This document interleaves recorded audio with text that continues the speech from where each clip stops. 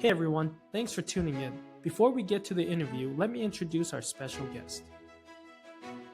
Professor Barraco earned a bachelor's degree in history from the University of New Mexico and a master's degree in history while coaching cross country and track at Fort Hays State University. Professor Barraco has 31 years of coaching experience, ranging from middle school to college, and has produced 28 All-Americans in cross country and track during his coaching tenure. That also included stops at Warner Pacific College and Mint Hood Community College.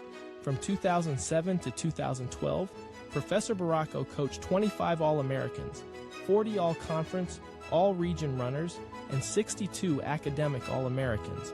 The teams placed second 6 times in the region, conference runner-up 7 times, and top 25 at the Division I National Championships in 8 times. Professor Barraco is currently the Social Science Department Chair at the Orchard Ridge campus for Oakland Community College and is very active in global education with virtual exchanges with schools in China, the Philippines, Algeria, Germany, and Ukraine.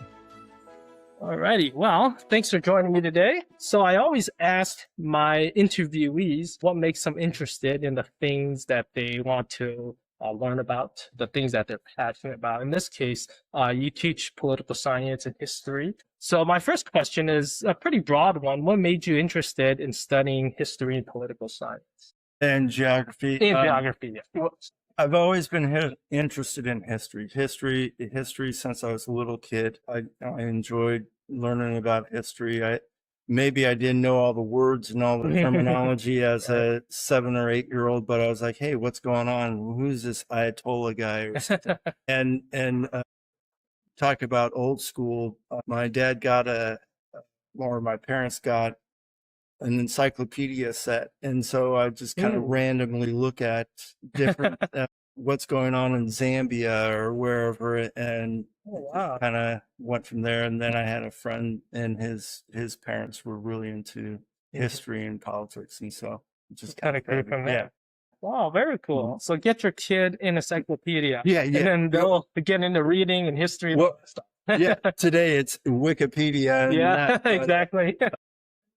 It was also, I had like a 5th grade teacher that was really into history. And so it just kind of kept on going from there. Oh, very cool. Yeah, well, one thing I've always was curious about with history is that I've heard people say history is always changing, which is a funny quote because they say the more we learn about history, the more we reinterpret it. What are your thoughts on that?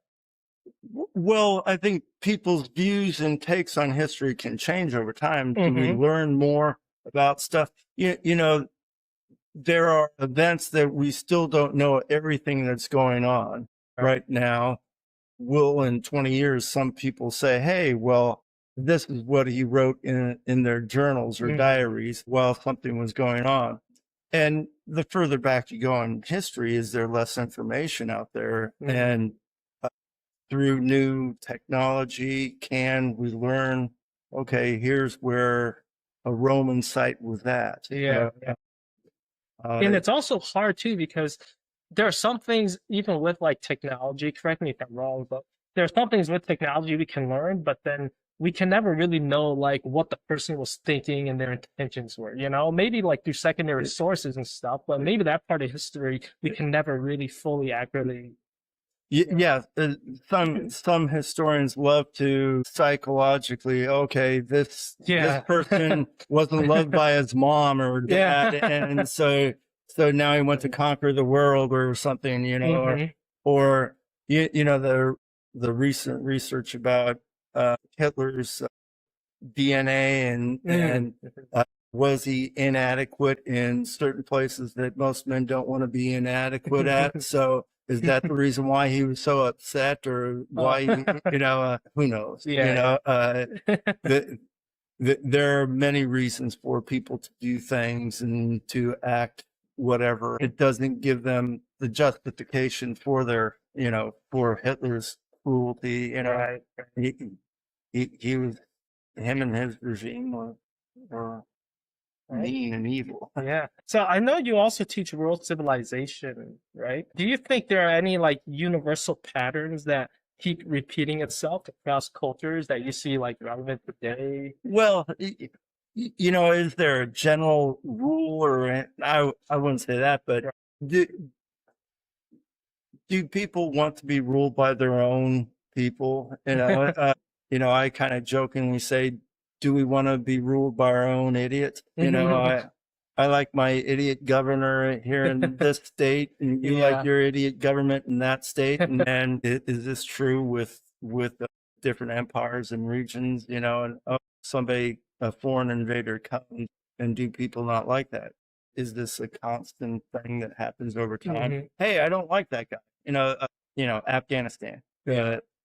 Have they've never really liked each other. The Afghanis, you know, they haven't exactly had a history of harmony and all that. But one thing that they do coalesce around is, hey, oh, you're a foreign invader. We don't like you. We don't like you, Alexander. We don't like you, Soviets. We don't like you, the British. You know. Do you think a part of that could be because just throughout history, when different cultures come into contact, it just led more or less to problems. And maybe that's why people have, you know, this idea of maybe a foreigner not understanding us and trying to control us or rule us in their cultural framework when they don't really understand ours. And that might be where there could be disconnect. It's absolutely, you know, I look at Afghanistan, you know, we drop food to the Afghanis, and one of the foods that they dropped were Pop-Tarts. Is that every American kid's dream? Pop-Tarts dropping from the sky? Thank you. You know, how awesome is this? And were the Afghanis going, what the heck is this? You know, it's in a silver package. Yeah. What are we supposed to do with this thing? You know, drop from the sky, and here's this silver packaging on it. Took it as an insult. What is this? You know, and you see that in our current war, do the Americans not know their culture? You know, we were in Afghanistan for 20 years, and how many Americans can even speak the language? Right. You know, so we can't even speak their language, let alone what's your history? What foods do you like? What's some common ground? And I think that's the same thing with the Iranians. Been so blocked out. You know. Do you think that the U.S. might be an interesting case because we have a lot of immigrants here and people who are like naturalized citizens, and that they end up growing up understanding American culture, American life, American Constitution, and then we can vote anybody to become president. Do you think that that might show that? You know, foreigners, if they understand our culture and our ways, they can eventually govern us. Well, I don't. I'm not sure if foreigner, you know, somebody coming in, you know, right now, the Constitution says you can't. Like assuming like they have kids and their kids are naturalized and born, they're still kind of whatever their parents are, but they grew up here in the United States. Well. One of the things that I do is virtual exchanges in my classes where my students do projects with schools around the globe, you know, from Colombia to Algeria to the Philippines to China. Right now, we're doing a thing in schools in Germany, Ukraine also. There's been a few times in the last year where I go, oh, how long did you live in America? You know, your English is perfect. And they go, no, I've never been to America. I just watched American TV and movies and music. And, you know, so they know Taylor Swift songs and all the rest, you know. Yeah, American pop culture and cinema has, you know, it's like the best. Everybody loves watching our movies, listening to our music, our art, everything. So. So you have an Algerian kid that speaks wonderful English, you know. Can you really say that about an American kid growing up? Do we know any language of the Philippines or Ukraine? You know, it's fascinating to watch. Yeah, and it's I think a part of that is because like recently with Netflix, they've had different categories of movies from different parts of the world. But I think like even before Netflix, that's how it was for the rest of the world with American movies, American music, you know? So now it's kind of like, I've met people who watch like Korean dramas, Yeah. and they're picking up a little bit Yeah. on it, you know. And I'm like, that's what all these other countries have been doing for the longest time with American movies and American music. You know, so I just thought that was pretty interesting. Yeah, absolutely. Yeah, Mhm. K-pop. There Yeah. are Oh students. yeah. There are students that definitely say I like K-pop, and they grew up in Yeah. White Lake. Yeah. And they're completely American born, American bred, Yeah. and hey, I like K-pop. Yeah. That's a new feature. Yeah. So you talked a little bit about, you brought up the virtual exchanges that you're doing. Can you explain a little bit more about that and what you're doing with all that? So I've been doing it for 6 years now. During the pandemic, some former colleagues of mine that have since retired or left the college, they called me up and said, "Hey, you got this teacher in China. They wanna do an exchange." And so what happens is we start out with a Zoom session, just kind of the classes meeting each other, saying hello. Oh, so your class and their class. Oh yeah. Oh, wow. Oh yeah. It's their. So what happens is we break them up. A few students from OCC, a few students from Tianjin, China, and then they do some research. They play some games just to kind of get to know each other. Then do some research and actually write a paper. Or the Philippines, they would do podcasts. And How's the time difference though, right? well, it's a 12-hour time difference. So it's like each group kind of sets up their own time period where they when they meet. So the first Zoom is actually at a set time, and so usually with China we do it morning here, night there. So they're in their dorms and Technology can. yeah. Is there a language barrier? I know you said that they tend to speak English pretty well, but how does it? Not everybody. Yes, some of the Chinese students are learning, or that class is actually learning English. So not everybody is completely fluent. That's for sure. But one of the things that I do is I look for partners that are speaking English. Wherever we go to, the classes are speaking English. Very cool. And is this for like all your classes, or do you just pick specific? I try to do it for most of the classes, even American government. Let's try to find a topic on trade or relations or something. It doesn't always happen, but then also this past semester, what I did was we did a project where every Wednesday we'd go to a different school, different place. We'd go around the world. We went around the world in a semester. So a school in Bogota, Colombia, the professor, he would present on foreign policy. Then I talked about a history of American foreign policy, and then some students from Colombia, and then then my students would ask questions. And so they're learning from that professor and from you as well. Yeah, and the students. We also did one with University of Windsor, 25 miles from here. Yeah. It's quite interesting to see, or have the American students hear about what Canadians are thinking about, in this new world that we're living in. One student, a grad student from University of Windsor, I'm not coming over to Canada or over to the United States from Canada. I'm not crossing the bridge. Whereas normally a couple of the other grad students were like, "Oh, I go over all the time. Right, I go to clubs, I go to concerts, the casino. I go to Tiger games, and also part of their research is actually, African Americans in Detroit and Windsor. Wow, that's interesting. And then there's also one of the students was Chaldeans in Detroit, and here in Farmington Hills, we've got a fair amount of Chaldeans. A fair amount actually went over to the auto plants over in as well.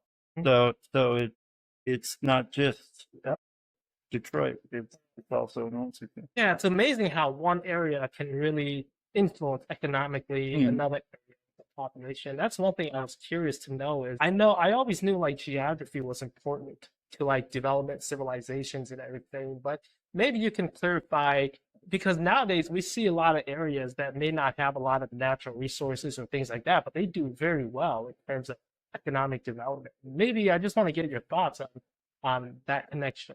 Well, if you have some leaders that are Hmm. thinking forward, Hmm.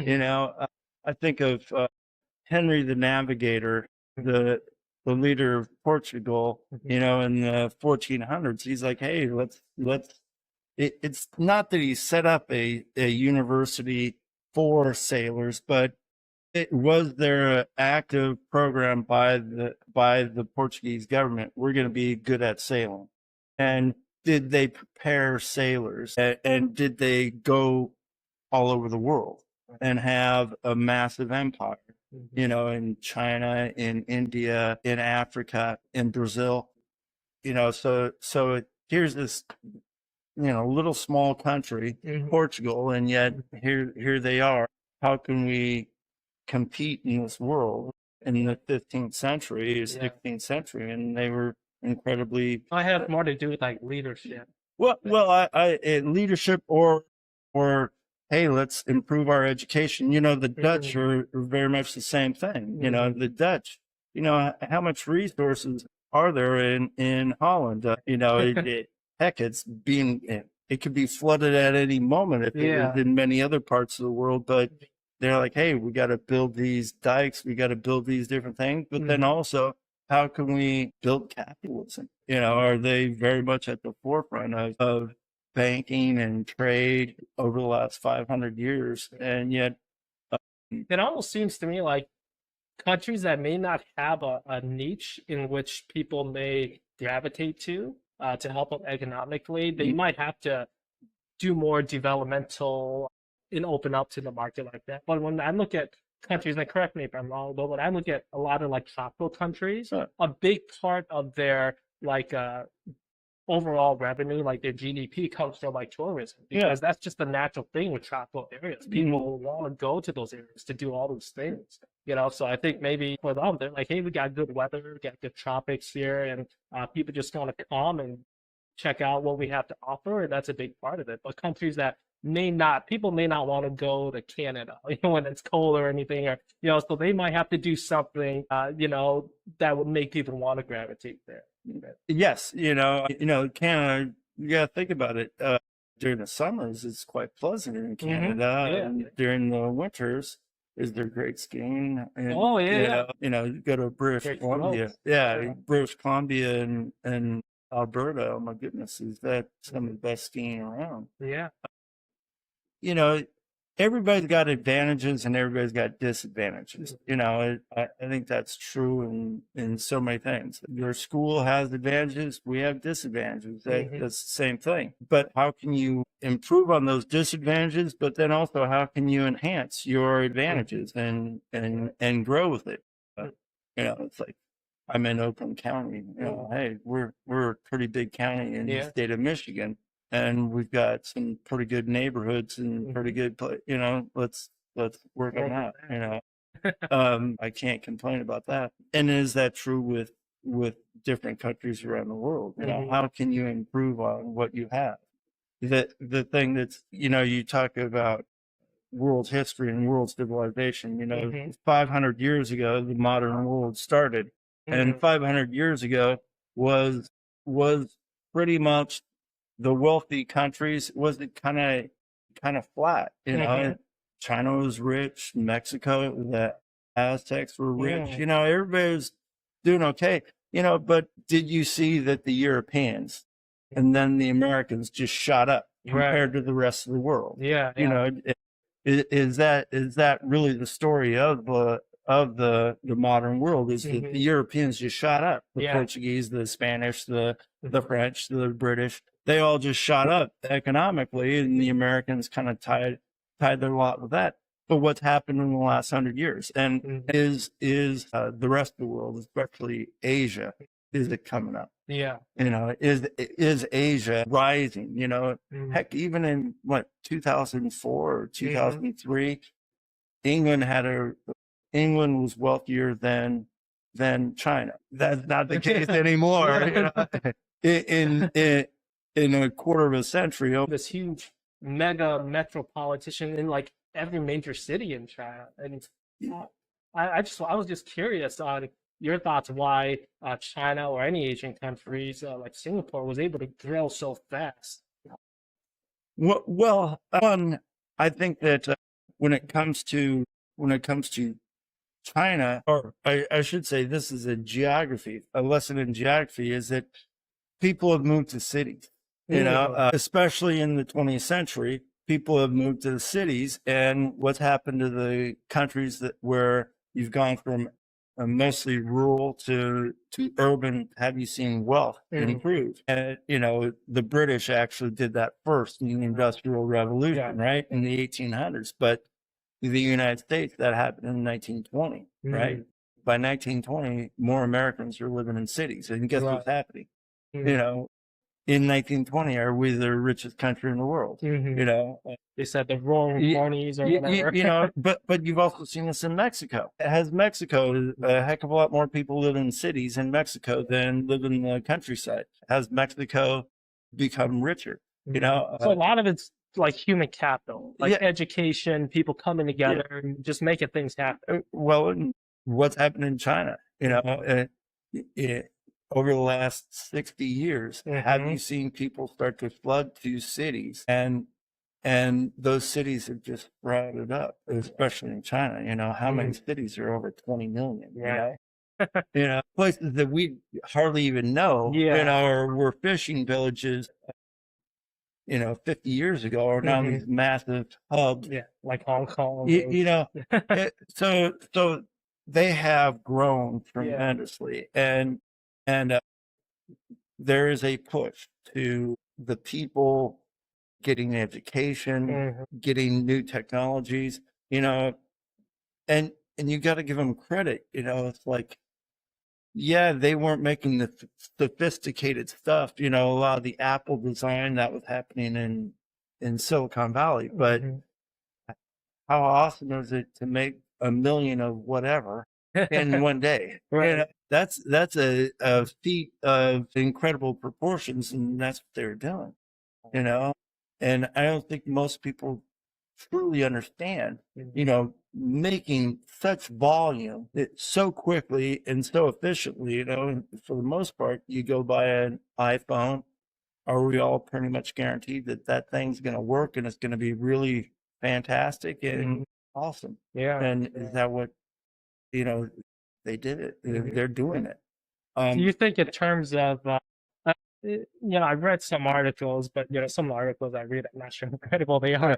But do you think, you know, like people are projecting in like 5 years or 4 or 5 years, China will become wealthier than the US? What are your thoughts? You could already see that, you know, the one thing about China's wealth is that they've got 4 or 5 times more people than the United States, you know, so are they going to be 4 or 5 times as wealthy as the United States? I kind of disagree with that. I'm not sure. You know, they've just got so many people that, you know, even if they're making 40% of what the average American is, are they going to be incredibly wealthy? You know, in terms of like quality of day-to-day life and living, because I'm not sure how they measure like wealth. Like you can look at GDP and stuff, but maybe in terms of like everyday affordability, maybe even though they have more people, maybe they're able to, the average family could live a more comfortable life. I'm just guessing here. Actually, I was having a conversation with students, you know, what is a good life? You know, and this goes back to Socrates and the ancient Plato and Aristotle, you know, and it really is what is a great life? You know, for the average American, it's all about bling, right? You know, hey, I flew my helicopter here. I got a Bentley, you know, I've got 20 fancy cars and all the rest. And, you know, I live in a 50,000 square foot mansion and that I hardly go to any of the rooms other than just the TV room, right? You know, who's really to say, you know, There's, Because financial material wealth does play a role in yeah, people's happiness. Is it like fulfilling and sustainable? I think people are so diverse that you could make an argument that for some people it is. you- well, I'd go back to Socrates. Yeah. Is there a little bit of knowing more? Hmm. Learning more? Yeah. You talk about the future. I know this, that whatever computer program you're learning is going to be obsolete in 10 years. It's going to Right. be absolutely useless. Yeah. Mhm. I have like a 15-year-old iMac. That might as well be a dinosaur. Yeah. What the heck can it do? Right. It can't use any of the latest stuff. Yeah. It's And I think we were talking about this a little bit earlier too. I think like technology is moving faster than it ever did before. And I think with AI right now, it's pushing in our area of education. I think it's almost making education, I don't want to say obsolete, but it's making education less about professional employment opportunities, financial opportunities. And I think it's making it more just about eventually, if you want to learn for the sake of learning, I think that's where education might go, because it seems like people say, I want to get a degree, I want to get an education so I can get a job. It's like AI might devalue that degree or replace that degree. So if you want to go to school eventually down the road, it's going to be just because you want to learn this stuff. What are your thoughts on that? very much like Socrates, what is a good life? Yeah. But what is the education for? Mm. How many people would say it's about learning a job? Yeah. Is that what everybody is arguing, or it Mhm. seems like a lot of people are talking about Mhm. learn, to say that robots can't replace you or AI can't replace you, education, being online schools, online education, it's out there. And can robots replace that? Mhm. Can AI replace completely online stuff? Mhm. Those massive online, the MOOCs, the classes that were online, can that be all can they scrape the internet with every lecture and have videos and tests and all that? Yes, that can be replaced. But I would argue the thing is, you've got to keep on learning. Things are going to change. You talk about history before 1500, how was life so much slower? Yeah. Did we learn did it take us thousands of years to figure out, oh, this is a tool, we can make a wheel, these different objects. Oh, let's start painting. Oh, what do these symbols mean? Yeah. And, did it take thousands of years, hundreds of thousands of years for some of these things? Or, hey, this plant tastes pretty good. How about I start growing it? It can't grow here. We need to grow it there. Yeah. Lots of trial and error. Yeah. It really slows down. How slow. And then finally, about 8 to 10,000 years ago, we start having writing. What's that? And notice how life is changing, but at a slower pace, tools and that. And how was life different 500 years ago to 1,000 years ago? It was a little different. We had different sails, we had some different weapons and that. But notice how things change a little bit or increase starting after 1500. And, I like to point out that Alexander the Great and George Washington could move an army as fast as a horse could take them. Wow. But what happens? George Washington dies in 1799, and from here on out, are you going faster than a horse can take you? You're getting railroads and oh my goodness, has life changed? Definitely from the time that Washington died in 1799 till 1900, things have changed. Oh yeah.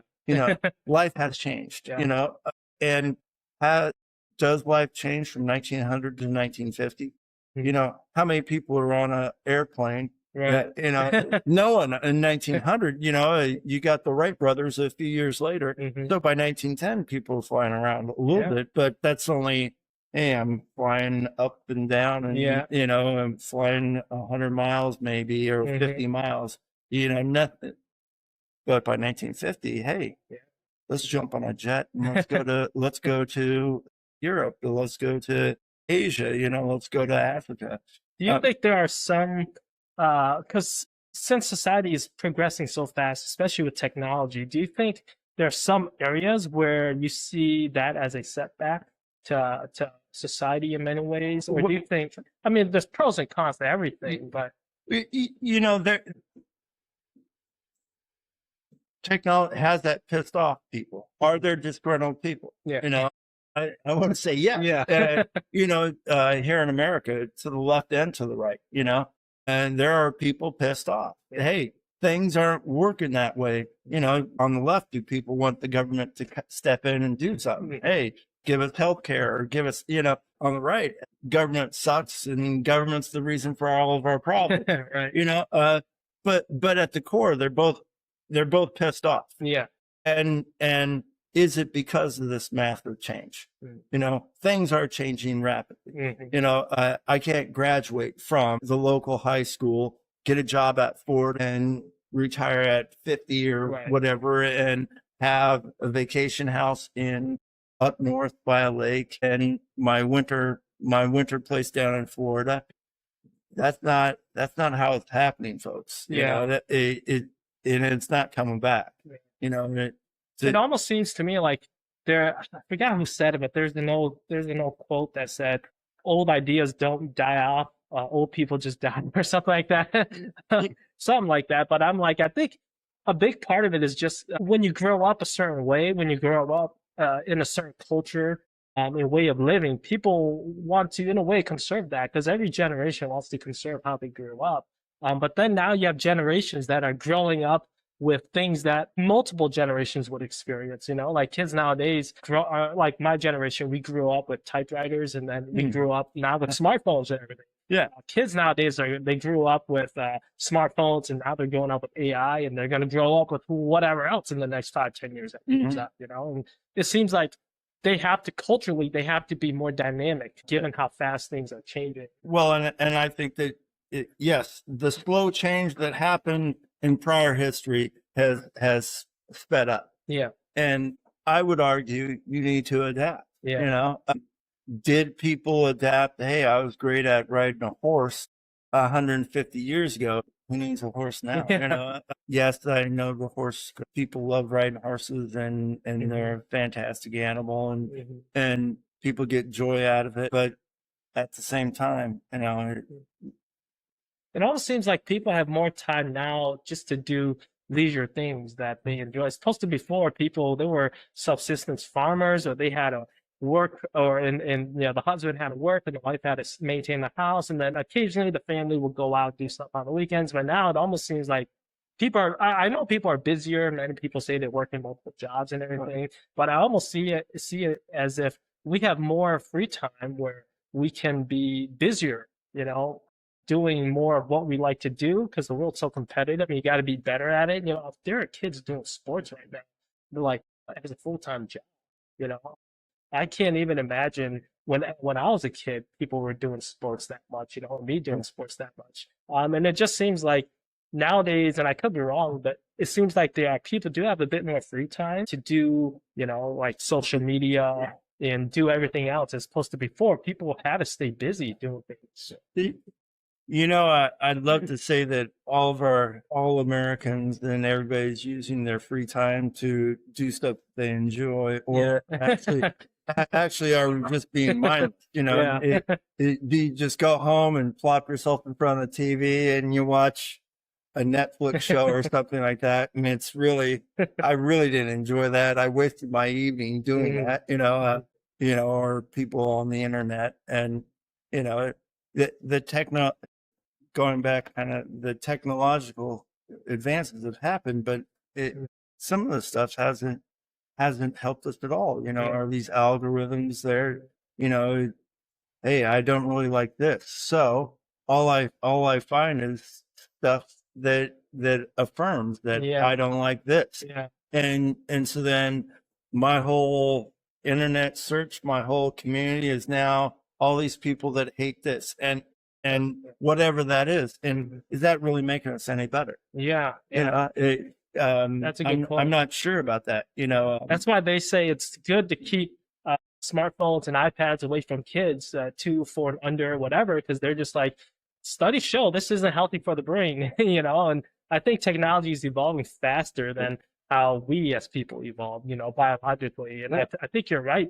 A lot of people use technology for entertainment, for recreational stuff, not necessarily to learn or do it. They're just to self-entertain, and they could scroll and get lost in a rabbit hole for hours, and they're just like, oh, now it's time to go to bed, or oh, it's time to go to work. And it's like they just wasted a bunch of time just watching stuff to give them a quick high, you know, quick dopamine. But then they realize, oh, yeah, I feel like I wasted my time. Yeah, well, and kids, you know, do middle schoolers really need to be on social media? Let's be honest about this one. Yeah. They don't, you know, and how much of social media is, hey, girls, how do you look? You know, you can't be this, you can't be that, you got to be this. And no, not everybody needs to look like Barbie. You know, just. Do you think in education technology is good, or do you think something should be, in terms of working the brain and developing, stretching those neurons, do you think maybe doing things old school might be better? I think that there is some great old school, you know, you got to keep things active and change, you know, but I think that also you can't be a Luddite. You know, I was the first person in social sciences at this college to teach online, you know, 20 years ago. 20 years ago, nobody in social sciences taught online here at OCC. And 20 years ago. yeah. And I was the first to be to do an online class in social sciences. And so I saw the value in it, you know, and one of the observations about teaching online, a fully online class, is that, believe it or not, I'll have plenty of babies being born in my completely online classes, you know, or how many moms, they have like a 2-year-old or a 1-year-old, and there is no way that they can leave the house and come to my in-person class.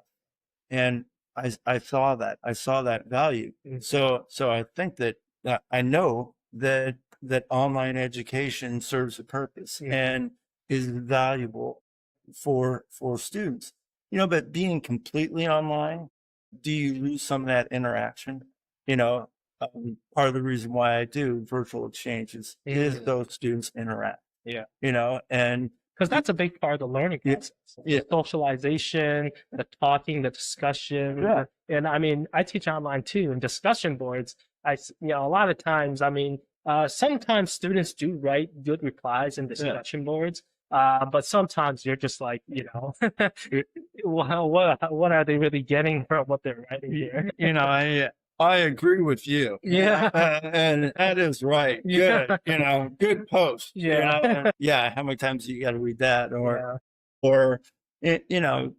And I think with AI, it almost makes online teaching a bit more difficult, challenging for me as well, because with online teaching, it's like, there's no way to really monitor that. Yes. You know, in the past year, I can't remember a year, and I've been teaching for almost 10 years now. I can't remember when I've had so many students had, you know, so many good discussions and so many well-written papers, you know? Well, if it's too well-written, there's a problem, you know? That's one of the things that wait a minute, what's going on here?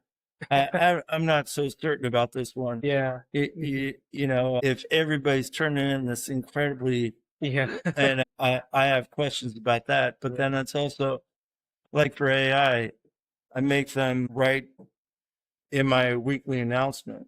You got to cite something on my weekly announcement. And so many students are like, why do you make me do that? And all you got to do is just mention something from the announcement. You know, that's it. It doesn't have to be, and just at the start. And Well, I visibly see that you are reading the announcement, which Mhm. how many of them don't do that? But then the announcement also, it's not being scanned by AI. You know, Mhm. AI isn't going, what's his weekly announcement right now? I mean, I'm trying to adapt by using AI, and I would like students to use it as a productive tool to learn.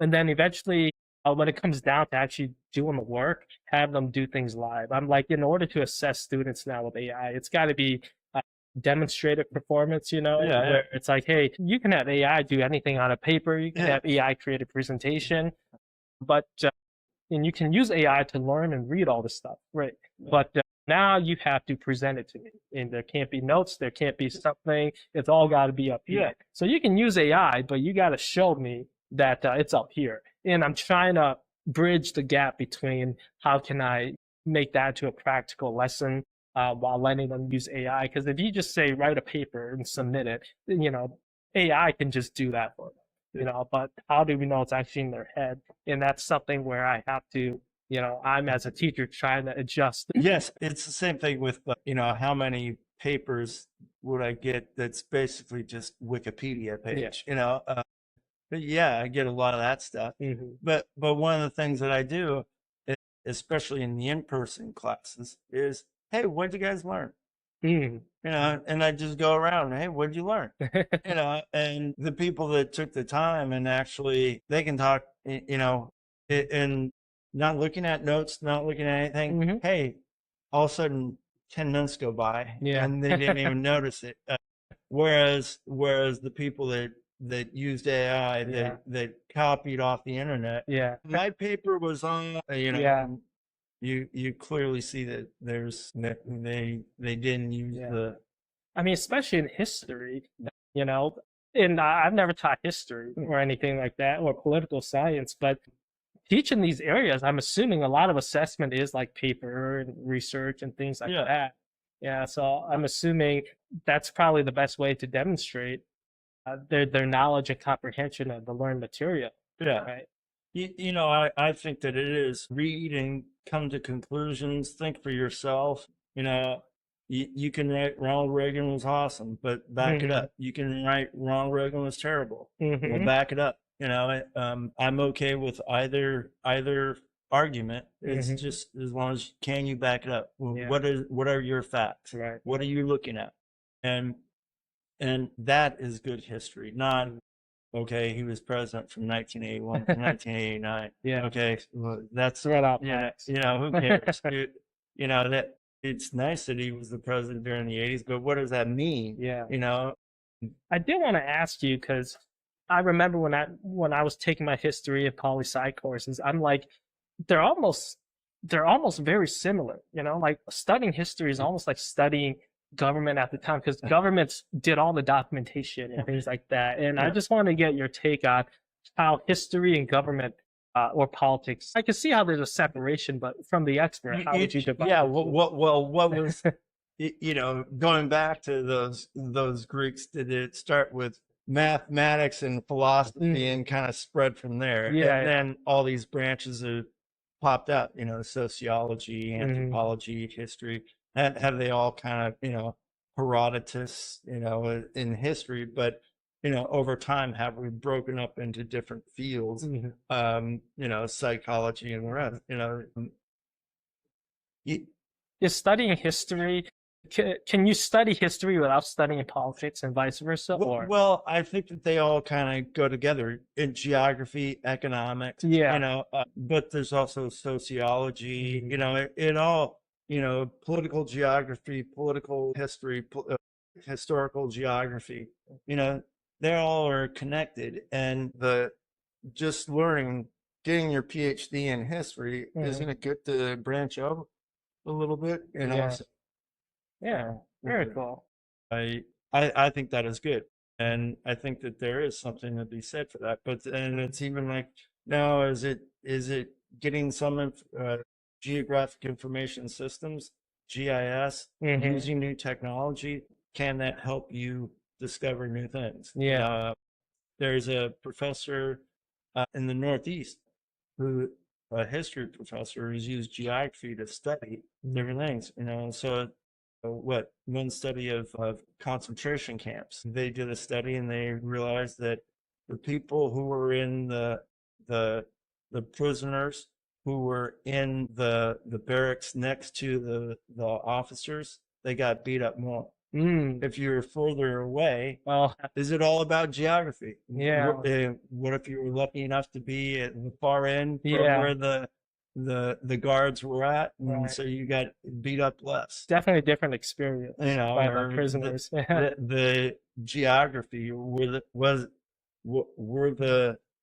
the Union forces behind trees, a little bit on a hilltop, hidden away, whereas the Confederates, they were kind of on the other side of those trees, and didn't see Right. all those soldiers behind there. And All these little details, really. That's interesting. Is there any particular area in history that you enjoy more than others, or political science or geography that you enjoy studying more than others? well, more world geography, that's for certain. But then when it comes to history, I've been teaching U.S. and world history for over 20 years now. But before that, I was an adjunct. I was teaching Middle East and Latin America. And my undergrad was at University of New Mexico. And so I've got a heavy dose of the American West and Latin American history. So are those things that I've learned over the years: Latin America, the American West, the Middle East, Europe. Do we get a heavy dose of European history, Romans and all, and Yeah. Greeks and that. So I always, as soon as I took a class at a community college, I knew this is where I wanted to teach, because you get to teach. Yeah. You don't have to worry about writing books, although maybe Or one day. research based. Research and all that. I've been doing some research on virtual exchanges, but you can come in and teach, and that's really what I like to do. Yeah. That's cool. In relation to like U.S. history, do you think that studying different ethnic groups in U.S. history gives a different perspective of U.S. history? Because it seems like what we learn in the history books is like the very broad stuff. But it seems like there's so much details that can almost influence how we see all of American history if we look at the lens, history through the lens of a particular ethnic group or whatever. Absolutely. The historical view of a female, of a Native American, of Asian Americans, of African Americans, it definitely is different than the prominent white guys, but I do think that we need to know about those prominent white guys. There's no question, yes, George Washington was a slave owner. That is true, but he was the first president. He did well, and led us through the Revolution, and he did some really good things. And in fact, actually, you talk about general ideas of history, is that there's no perfect person, right? When you study the past, there are some, but they did this, nobody's perfect. No, and values change over time. Customs and norms do change. And there's no question about that. I'm curious to ask, like 100 years from now, when people are studying history in 2020, what do you think they'll be talking about or mentioning about history today in this decade? Well, will they talk about how social media has divided us? Yeah. And isn't it so obvious? Isn't it so obvious that social media divided us and made some people incredibly wealthy, but has it hurt us as a whole? As a country, have we been hurt by this stuff?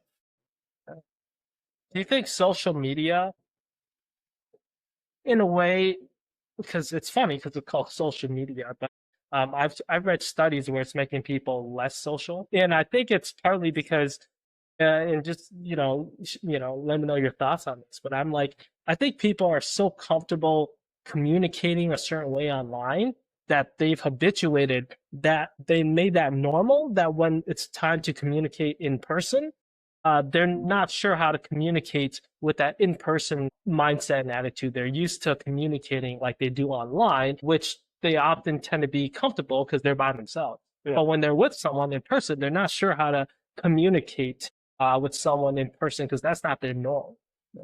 You can clearly see that. 20 years ago, if I were to teach a 3-hour class and have a break, okay, if I were to have a break 20 years ago, people would turn and start talking to people. Yeah. Would you start to chit chat with somebody? I'm not saying everybody would do it, but would you see a noticeable volume go up in the classroom? Yeah.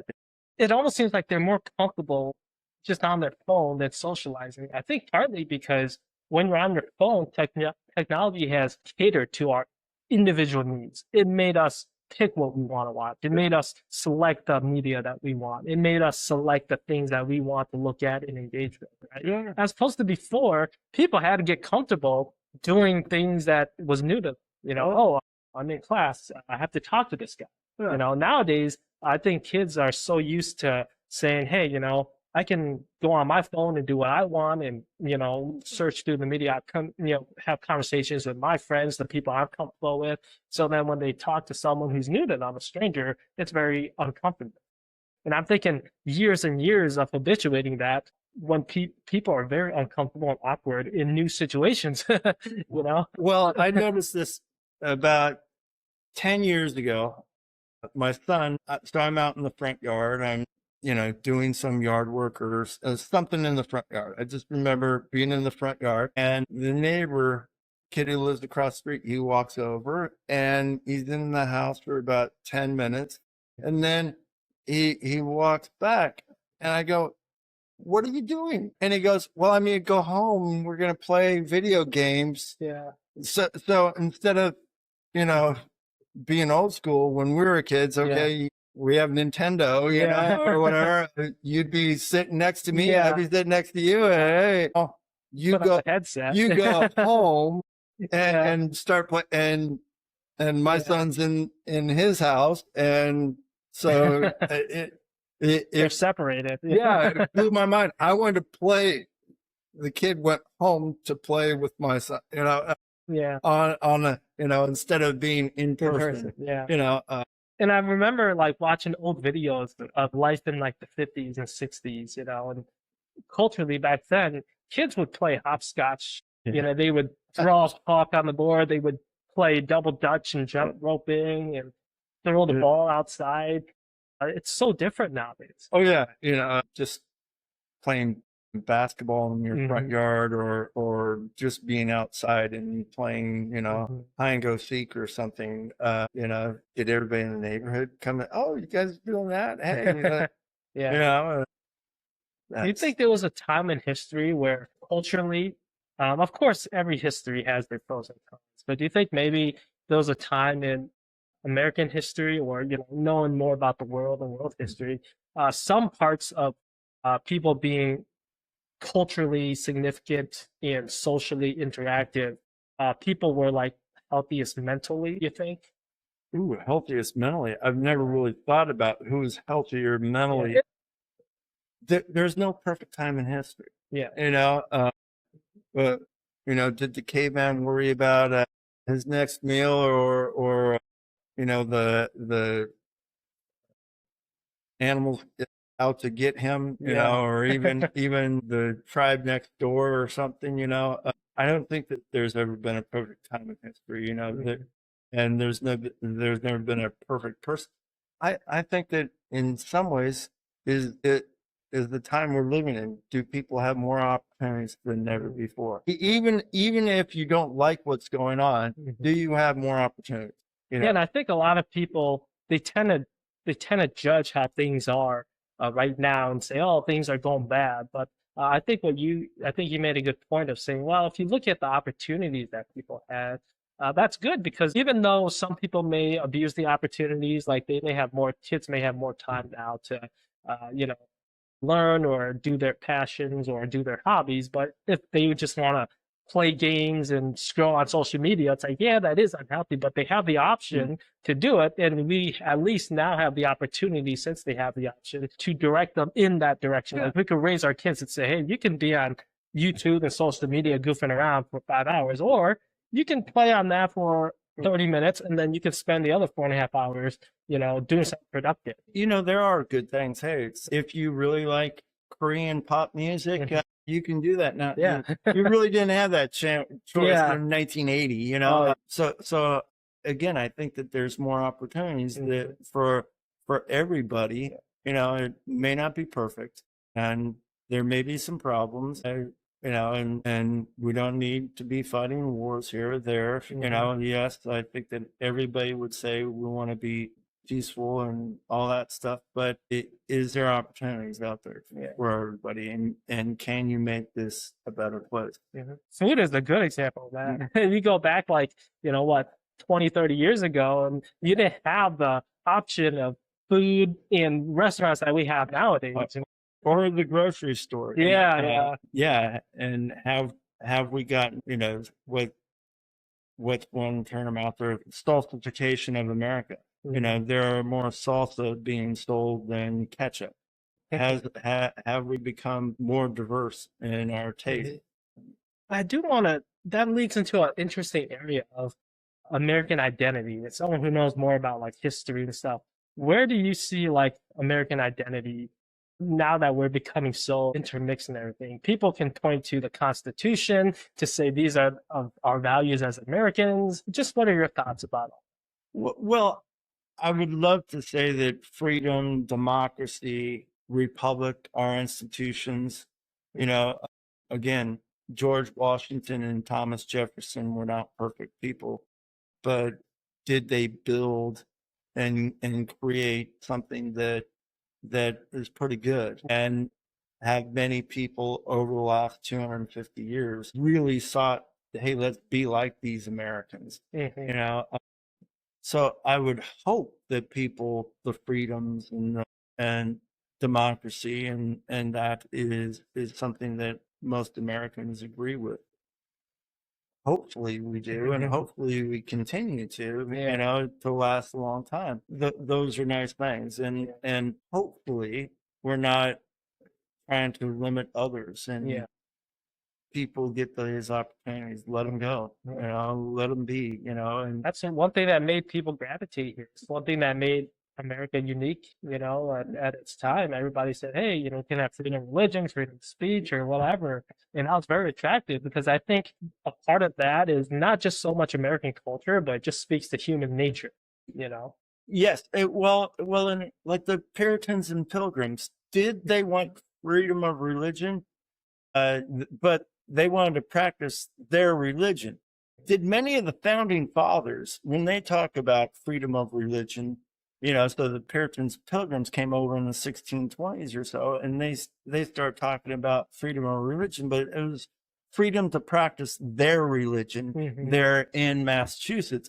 And there's a guy in Rhode Island going, no, everybody's got to be freedom of religion. And so you want to be whatever, go for it. And the founding fathers, they really saw that freedom of religion, we don't want the government to be dictating religion. How many European countries, you had this religious element and they didn't like that. And do you really want government dictating religion? The more religion you get into government these days, and you've really heard this over the last 30 years, we want more religion in government. Well, then you get government dictating religion. When religious organizations take money from the government, now they've got to follow the government rules. So money is the strong incentive. And then people are like, hey, wait a minute.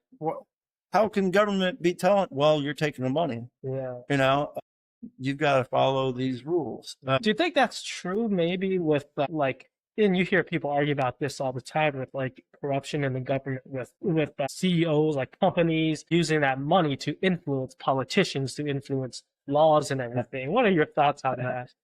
Is that kind of a fair analogy to the religious and politics and money thing? Well, it can corrupt. It can corrupt religion. It can corrupt the government. But I also think that Arthur Schlesinger Jr., a famous historian and writer of speeches for Kennedy, he would say corruption happens much more at the local level than at the federal level.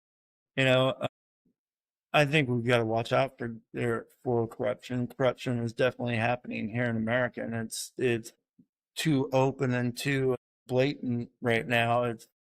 We shouldn't have politicians out there profiting, Yeah. in stock market trades and all the rest. Just to get your thoughts on that, why do you think it's taken so long for this idea? Well, I'm sure the idea's been around for a while, that we're still not able to get like money out of politics. Why do you think there's a barrier to that goal or objective? Well, we're a capitalist country. We love making money and all that stuff. There are limits to capitalism, and one of those limits should be, hey, all this money is just corrupting, and people have got to understand our institutions and our ways of life. We do see more and more politicians popping up saying things like, I'm not accepting any money from any corporate PAC. It's all American donors. So I guess there is a strong push for that. Yeah, but you can be Jerry Brown, and Jerry Brown had some pretty good ideas, but Jerry Brown had no chance of winning the presidency. Right. He famously did that in 1992, and he had no chance. I was gonna say, I've never heard of that guy. Yeah. I was 2 years old at the time. But do you think with there being a shift in like the newer generation leaning more towards, hey, let's keep corporations out of government and everything like that? Do you think maybe there are more there's more support for that now? There's a guy in Texas, Valrico, or do you know who I'm talking about? Talarico, yeah. He's getting pretty popular. Everyone says he might turn the state blue. I don't know. For most politicians, you're how can I win my next election? Okay. And part of winning your next election is creating jobs, right? I created jobs. Do you really create jobs? By being friendly to some businesses, can that help you? And so you're never going to get completely rid of that stuff, and we want to create jobs, sure, but then also, again, running for office, I need money. Yeah. And do you think that might be fundamentally what might be wrong with politics? Is there a way we can get around that to the point where we politicians can say, we're here to serve you, but to eliminate the corruption and everything, I'm not going to go out there and promise you jobs, because there's a lot of things that they can't control, I think what's got to be created is that government on the whole is good. Government is good. Yes, is there waste? Could you get, 20% of government? Can you, but how many companies are that way too? Yeah. How many companies are wasteful? But then I tell you, I like that my city has a good sewer system. Yeah. Here in Michigan, what cities have good roads? We love those guys or ladies. Whoever's got our roads going, and you live in a school district that's well run. If you have a bad neighborhood school, if you don't have a good sewer system, if you don't have good roads, if you don't have a good library, are people not wanting to go to your town? Yeah. Who wants to live there? Yeah. And True. the nice thing about Michigan, you just drive around Michigan, do you notice all these wonderful, charming towns? Yeah. They're nice and for the most part, well run. Government can be good. Government can be great. And part of that is that the government officials are working for the betterment of the community.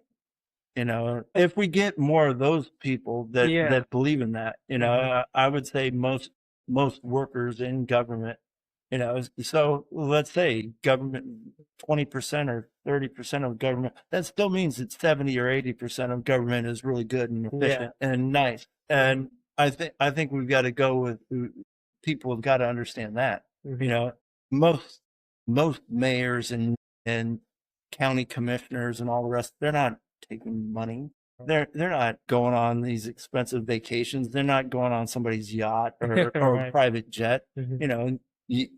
Most people are decent, hardworking, and I think we've got to understand that. And if we push for more of those people, So you think because in some ways I agree completely. I think a big part of, in a democracy or a republic where we vote for people to represent us, I think a lot of it comes down to who we, the people, choose to put in those positions of power.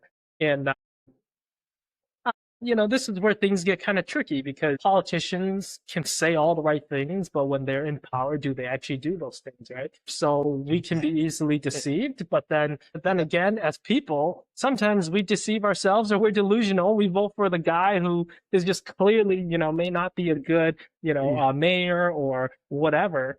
And, it's just like people find 1,000 ways to ration why someone doing something bad is still good because they voted for them. You know what I mean? It's also government. When you talk about that, it's not a simple solution. It's not easy.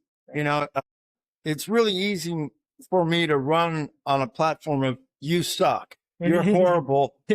You are the biggest idiot in the world. You don't know anything. You vote for me and everybody gets lollipops and the flowers will bloom and we'll all be whistling Dixie, and sorry, that isn't most problems are hard. It's not easy. How can we help everybody? The world is a complicated place. How many people get elected to the presidency and then they just continue whatever the policies of the previous one. They want to, but pretty much every president over the last 40 years have got elected on, hey, my opponent's a jerk. Or the lesser two evils kind of thing. The previous guy was, because it's all guys. The previous guy was a jerk. Hey, vote for me. And I think that says a lot about those who represent our countries when you have to just, when you say, hey, the only way I can convince you to get your vote is to make the guy seem worse than me. And that seems kind of rough. I'm like, it should be more about how we can address the issues and the core problems that people are mostly concerned with. Again, why people on the left and the right complain about our politicians is that, things are, it's tougher to live like your father or grandfather did. Do I have that cottage up north? Do I have that place in Florida? Do I have a nice retirement? This healthcare stuff. Oh my goodness. One accident and all of a sudden now, bankruptcy. Your uncle has a heart attack and now he's completely lost everything. And it's like, what's going on here? We've done everything we're supposed to do, and I think that's where people are realizing there may be something structurally wrong when you're doing everything right. And the average person is still saying, why am I still getting the boot? And so can you see why people are pissed off? And then people get elected and then they really don't try to help out the average person. They're there to help out themselves or themselves or don't donating to or the rich guys. But again, to get elected, do you need those rich guys? Plain and simple. How many billions will it cost to be the next president of the United States? It's going to be 10 billion. That's a good point. So we are reaching towards the end of our time here. So I do want to just get in some closing questions. You're talking about history. What are some things? One thing when it comes to American history, the Confederates lost. Okay, memo, scoreboard. Okay, who won the war? The Confederates lost. Robert E. Lee is a brilliant person, Mhm. you know, and he was a really good tactician, but he lost. Yeah. He lost big time. You know, for all of Grant's flaws, he did win the war. And I don't know, some people, they wave a Confederate flag and all that, and you know that the North won. And the North fought and ended slavery. Hmm. There can be absolutely no discounting that. Hmm. Slavery ended because of the Civil War, and the North won that war, and they won it overwhelmingly. And Adolf Hitler and the Nazis were defeated. They were an evil group. You know, they were the aggressors completely in that war. They attacked countries and they slaughtered human beings, and they did unspeakable atrocities, and they ultimately were defeated. Well, I can clearly see that you're passionate about history and politics, and that's great. And I love that. Those are the people I like to interview. I wanted to ask you if you had any advice you would give to our listeners in terms of helping them discover their passion as you discovered yours and all the stuff that you enjoy talking about. The more you know, Mhm. the more you keep learning, learn more, learn how to read, research that can improve your lives. Hey, well, thank you so much.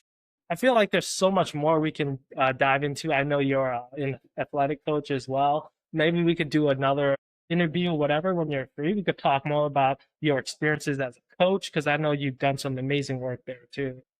I would love to Mhm. talk about the current state of college athletics, Oh, nice. NIL, and all that good stuff. Yeah. Yes. So, Cool. All right, well, then we'll have to have you back on. So. All right, thank you very much. It's been great. Thanks for watching, everyone. If you enjoyed that interview, please click like, share, and subscribe to support my content. If you have any questions for our guests, please leave them in the comments section or message me on Instagram for a response video and a special shout out to you. Until next time, I'm your host, Rocky Lowe, saying, learn with purpose and live with passion. Stay rational, folks.